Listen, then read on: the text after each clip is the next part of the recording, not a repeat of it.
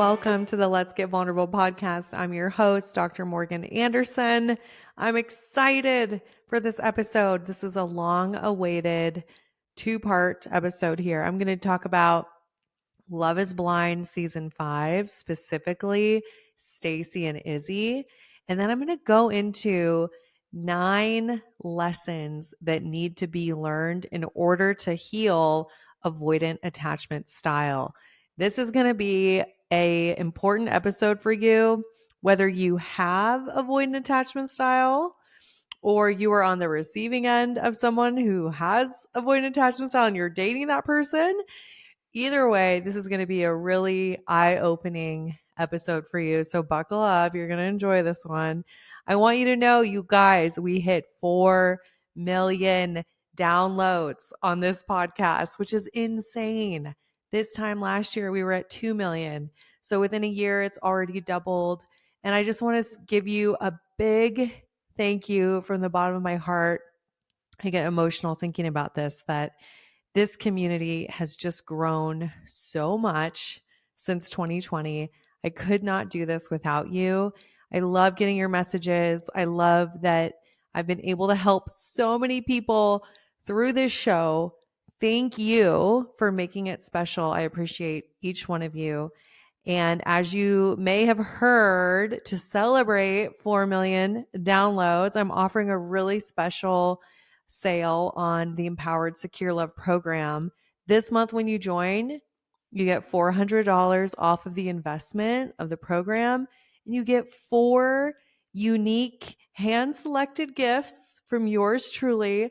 And we are mailing out the gift boxes to the first 20 women who join the program. So this is such a wonderful month to join the program. You get the discount, you get these amazing gifts. And this is the time of year where if you start working on yourself now, you know that you're setting yourself up for success in 2024. So don't wait till January 1. Get a head start, work on your healing now, and then you'll feel so much better as you step into the new year. So I'm so excited to coach you. Don't wait. Don't miss out on this special sale. You can use the link in the show notes or the link in my Instagram bio to apply to the program. Okay, let's get into it. I want to talk about, as I said, Izzy and Stacy. Those of you who haven't watched Love is Blind Season 5, don't worry. I'll get you up to speed. Essentially, this couple, Izzy and Stacy, they connected and they had this really strong connection.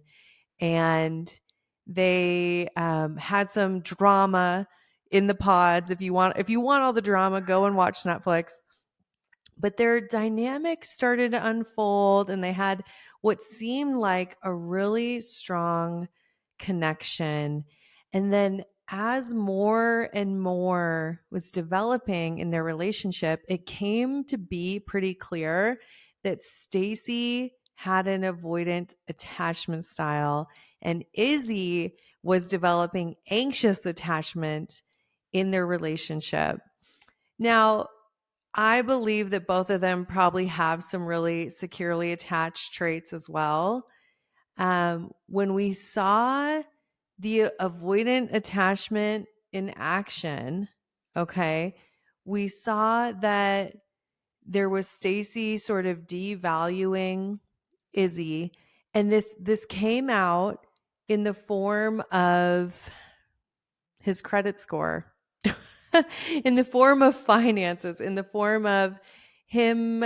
And to be fair, the whole story is that she had asked him about finances and he hadn't fully brought up where he was at. And the reality is that he didn't have a credit card because of his credit score. And then Stacy just found this to be unacceptable to her. And she pulled away from the connection and really ended the connection. Okay. And we see that Stacy kind of has this pattern of she can't find anyone who's good enough for her, who's on her level. And there's this feeling that Izzy is expressing that he feels as if he's just not good enough for her, that he's doing something wrong and that he's not good enough for her. This is such a common anxious avoidant dynamic. I will say that I also feel that Izzy has some avoidant attachment style traits where he's shutting down and pulling away and not able to have a conversation. So I think overall in their dynamic, they both were really triggering to one another. And even if they had a wonderful connection and they really cared about each other, there wasn't enough secure attachment created for them to be able to make it work. Ultimately, Stacy says no at the altar, and she appears to be very justified in her decision to say no based on the fact that she didn't feel that Izzy was upfront with her, and it sounds like she has concerns about his financial state and financial security, despite the fact that Izzy has a well-paying job and is growing in his career and is really working on himself. That wasn't to the level that Stacy wanted to feel secure. So, am I saying that Stacy is a bad person or that Izzy is? Absolutely not. I think their dynamic, though, is a great example. When you have people who, even if they have this great connection, their attachment dynamic did not allow for them to work through and create the secure attachment that was needed for them to go the distance. So, could have they made it if maybe one of them had more securely attached traits? Potentially. Potentially. However, we're seeing that the way Stacy is showing up of pulling away, needing space, not being able to talk. And then Izzy had times where he's pulling away and needing space.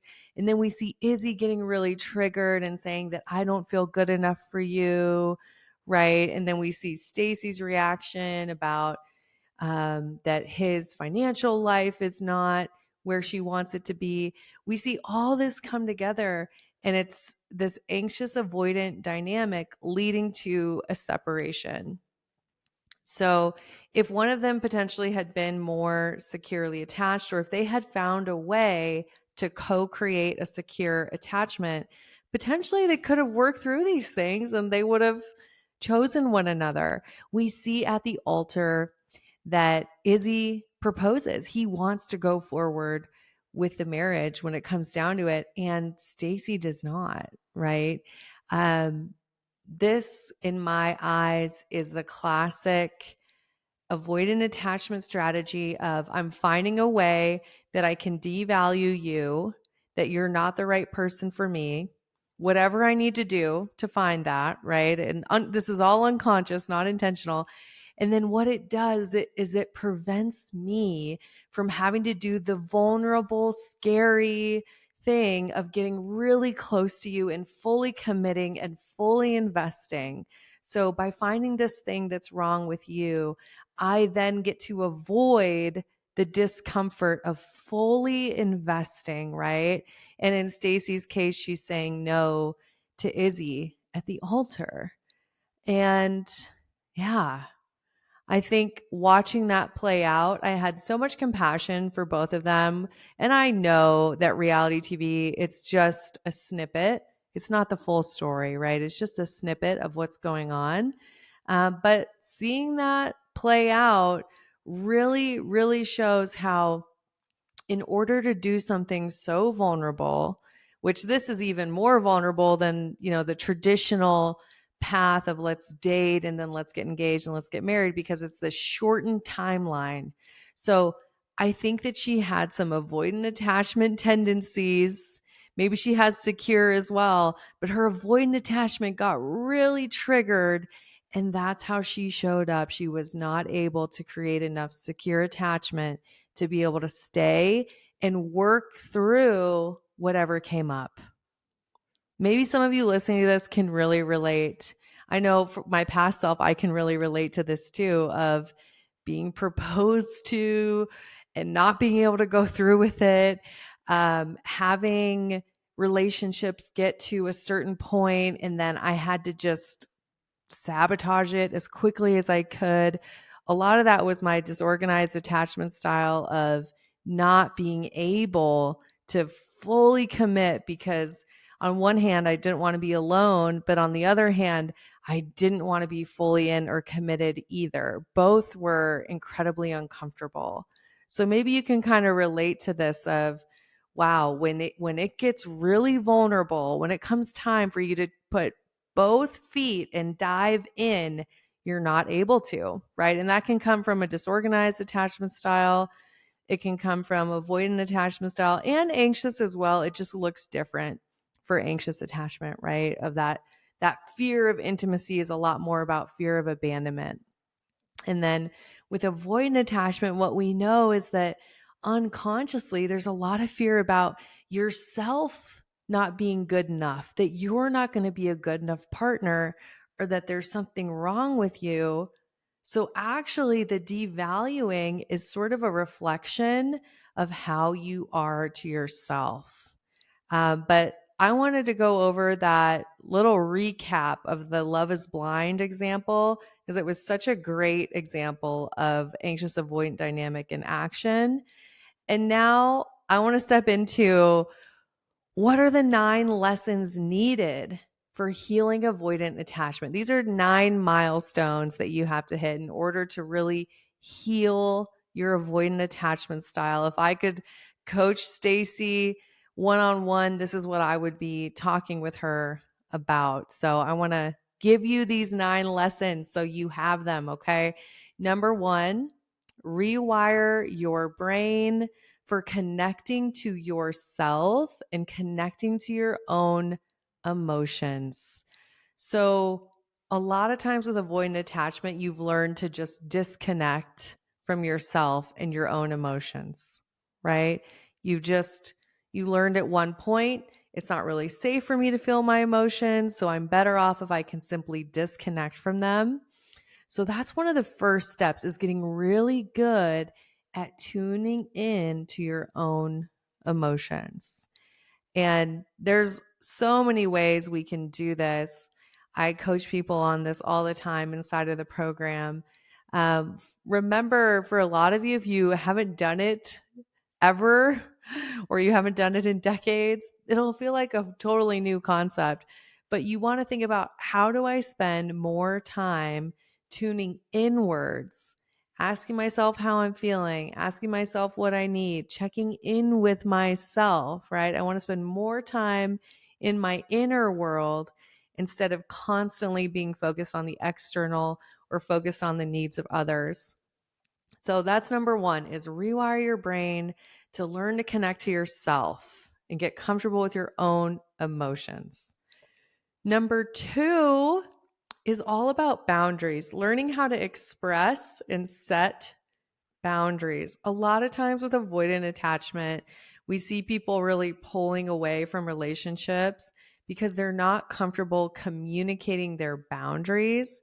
There can be a lot of fear of, if I express a boundary, my partner's not going to get it, or it's going to make the other person uncomfortable. So instead of expressing the boundaries, they're pulling away. So the growth edge here with avoidant attachment is getting really good at expressing and maintaining boundaries. Okay, number 3, the third lesson, you have to be able to rewire your brain with associating love with safety. Love is safe. Closeness is safe. I have an affirmation here as, I can be close to someone and emotionally safe, because the roots of avoidant attachment a lot of times come from somebody being really vulnerable, being really close, or being really dependent on someone else, and then being hurt in some way, whether that was neglect from a parent or chronic emotional invalidation from a parent or abandonment, whatever it was. At some point your brain said, oh, to be close to somebody, to be vulnerable, that's not safe. Stop doing that. So your brain associated intimacy and closeness with danger, which then of course does not allow you to move closer to people. So we have to rewire and say, love is safe. I can be close to someone and I can be emotionally safe. Okay, point number 4. This is the 4th lesson.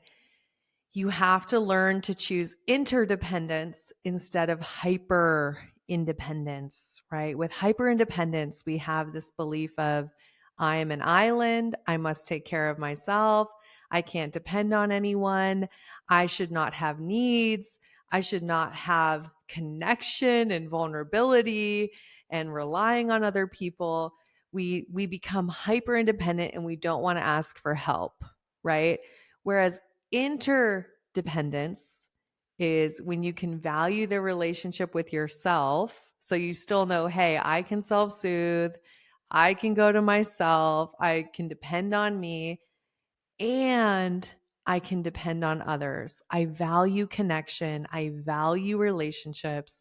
I can depend on other people. That's this beautiful place of interdependence. All right, lesson number 5. We ready for this? This is a big one. Tune in.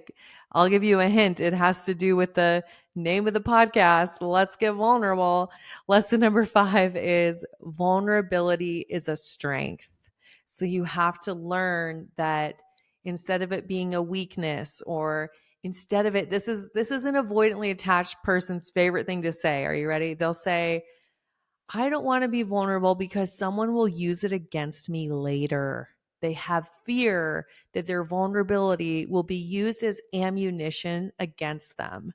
So, having to rewire that belief because that's not helpful, right? We want to be able to say, vulnerability is strength. When I can share what I need, when I can talk about my past, when I can open up, I am being strong, right? It's not a weakness. It's not a mistake. It is a strength, right? And it leads to deeply connected, healthy relationships. All right. Are we liking these lessons? We're on lesson number 6. You ready? This is a big one here for the avoidantly attached person is slowly increase trust in your relationship. So learning how to increase trust, being able to say, I can depend on others. Other people can be there for me. I can ask for what I need and I can feel heard. So, in order to increase trust, that means you have to be willing to be vulnerable, right? You have to be willing to be vulnerable, do some experiments that allow people to show up for you, right? Like you have to do that. So, increasing trust by being willing to be vulnerable and then having corrective emotional experiences where people do show up for you. So, that was lesson number 6. Moving on, lesson number 7. This is a big one.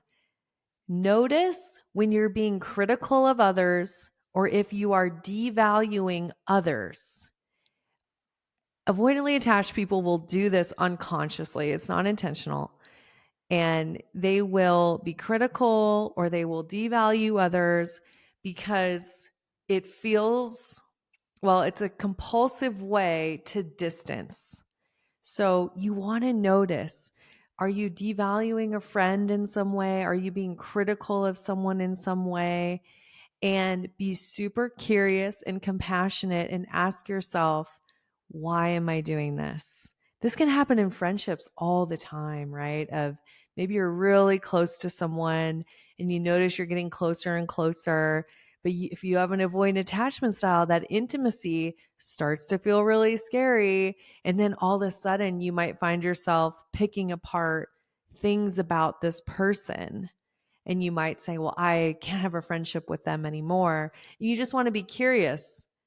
Where's the devaluing coming from? Where's the criticism coming from? Is there things that are grounded in reality that really truly make you not compatible with that person? Or is this a distancing strategy? Right? So, this is a big lesson. Obviously, this happens in dating all the time, men and women both, where you're dating and then you're just coming up with reasons why you're not compatible. I hear this all the time.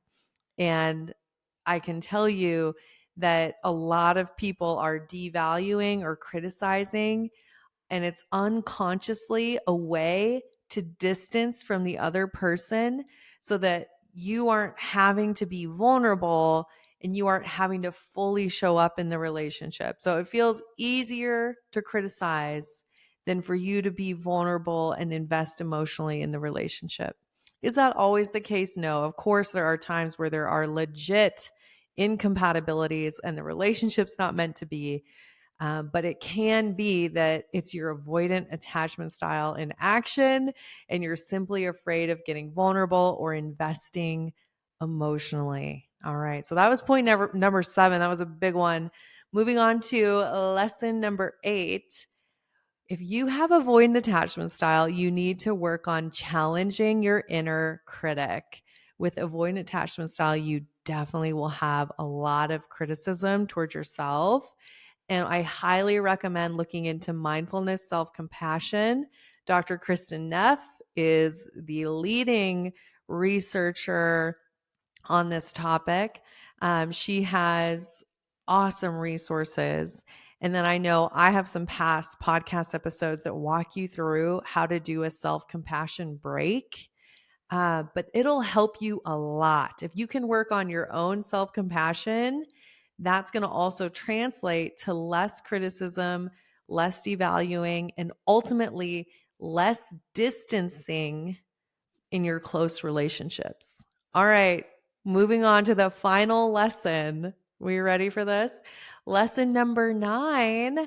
This is where we are intentionally seeking securely attached, emotionally available partners who want to show up and build with us.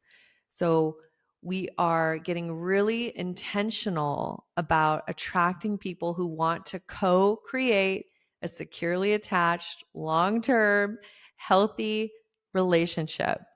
And I want to clarify, this doesn't mean that someone is 100% securely attached and that's the only kind of partner you should seek out. We simply want someone who is self-aware enough, who has capacity to co-create secure attachment with us. So even if maybe they have some anxious attachment strategies or some avoidant attachment strategies, they are aware enough that they can show up and build a securely attached relationship with you. So that is a huge lesson of getting intentional about, I'm not repeating patterns, but I'm seeking someone who is emotionally available. I hope you loved this episode. Those of you who either have avoidant attachment style or you're dating somebody who has an avoidant attachment style, or maybe you have in the past, I want to just review these 9 lessons with you really quick. So if you took notes, here's the review. Lesson number 1, you are rewiring your brain to learn how to connect to your inner experience. So you're learning how to connect to yourself and your own emotions. Lesson 2, learn how to express and maintain boundaries. Lesson number 3, rewiring your brain to realize that love is safe. I can be close and emotionally safe. Lesson number 4, choosing interdependence over hyper independence. Lesson number 5, rewiring that vulnerability is a strength. It is not a weakness. When I am vulnerable, I am brave and I am inviting closeness and intimacy into my life.